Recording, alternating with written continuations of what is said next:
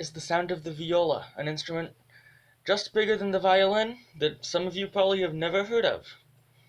This is a 16-inch model, which makes it just this hourglass-shaped part here, just 2 inches longer than a full-size violin. There is no standard full-size viola, because if you plugged in the math equation that makes a violin sound as awesome as it does, you get 21 inches. 21 inches for this. That would be impossible to play. So they have to make it between like 15 and 18 inches. This is 16 inches, which is the most common size.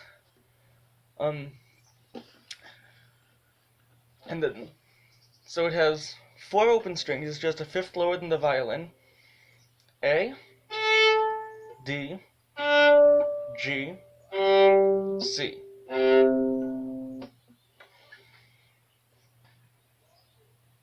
So if I want to play a C major scale on it,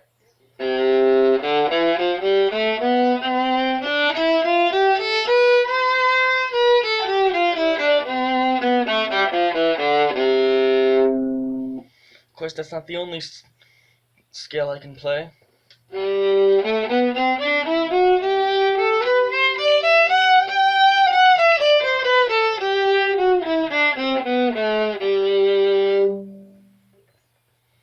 Was a G major. The viola has a darker tone, which is probably because it is compromised in its size. But that's one of the things that make it special.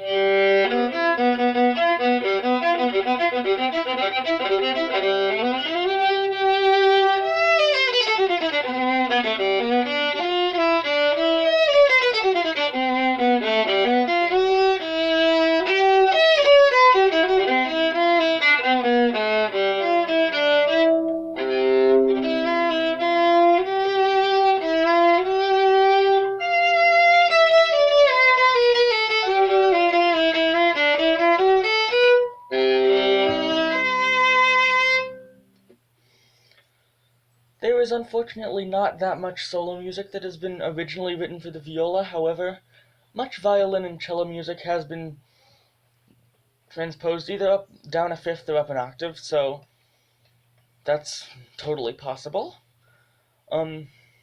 However, Mozart and Beethoven both like to play viola in the orchestra.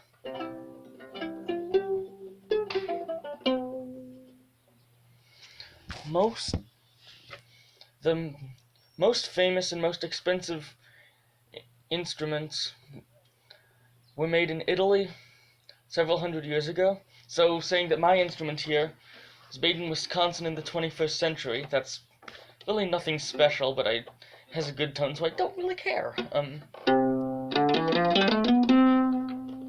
Besides playing with the bow, you can also pluck it, or pizzicato as they call it.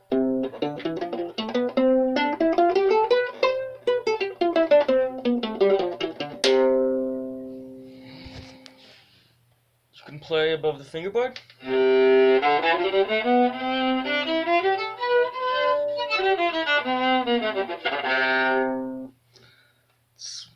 Often if you want to play like pianissimo, you will do that.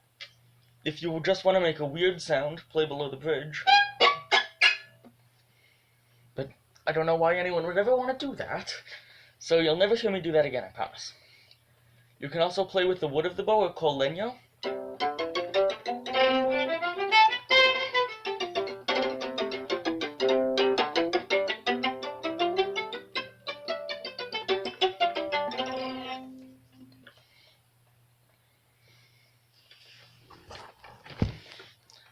The instrument is obviously made of wood. Very nice wood. I love wood. The strings, nowadays they're made of metal. Used to be made out of animal guts, but that sounds kind of gross, so I don't really want that. The bow, obviously not shaped like an archery bow. Don't actually know why it's called a bow, but whatever.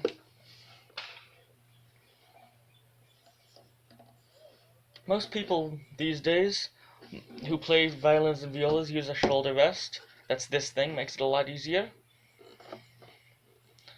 However, back in the Baroque period, that was not the case. Don't know how they did that, but they managed to make some pretty beautiful sounds without a shoulder rest, so yeah.